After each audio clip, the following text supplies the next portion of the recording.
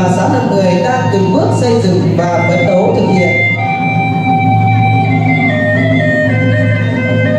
Các bạn ơi, chúng ta cùng nhảy múa mừng hội thi nào.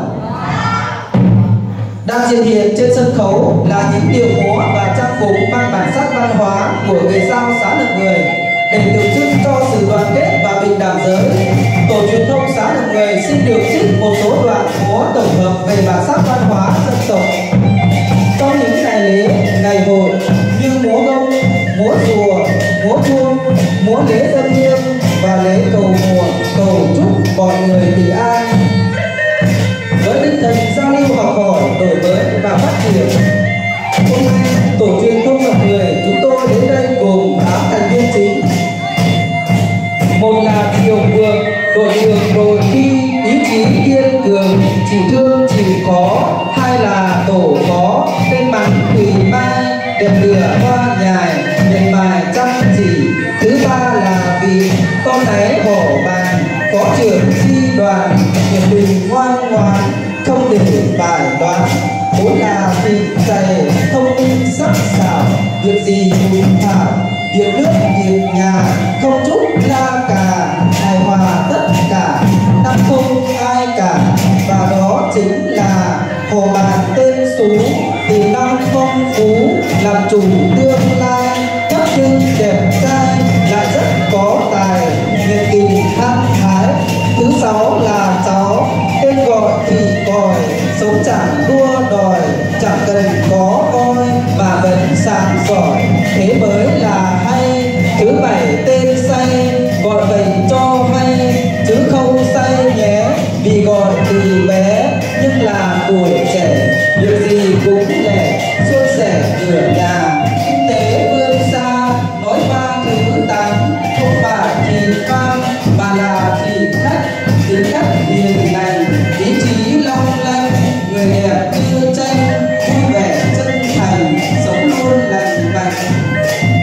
Vâng, kính thưa ban giám khảo, thưa toàn thể hội thi, xã Nậm Người là một xã đặc biệt khó khăn của huyện Văn Chấn, cách trung tâm huyện hơn 30 cây số, có 758 hộ dân sinh sống với 3.927 nhân khẩu, với 98% dân tộc Dao, còn lại là dân tộc khác.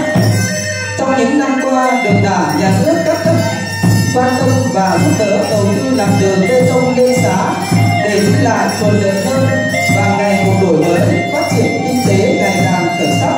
Bản sắc văn hóa luôn được người dân duy trì giữ gìn và phát triển.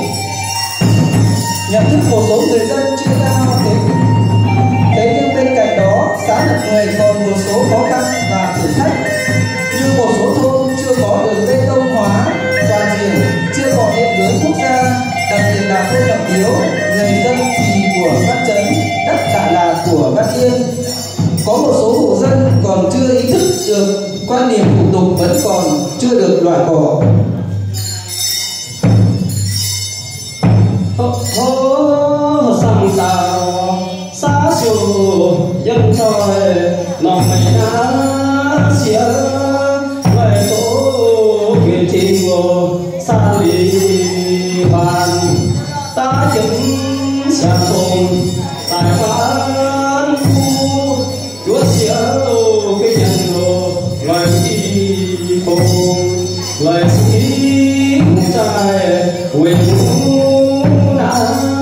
vậy là phụ quê ta yêu bà. Vâng, cuối cùng tổ truyền thông thôn Nậm Người xin được gửi tới quý ban tổ chức, quý ban giám khảo, quý đại biểu khách quý cùng toàn thể đội thi hôm nay vui vẻ, mạnh khỏe, hạnh phúc, thành công và sự như ý. Xin trân trọng cảm ơn. Vâng, xin cảm ơn phần dự thi đến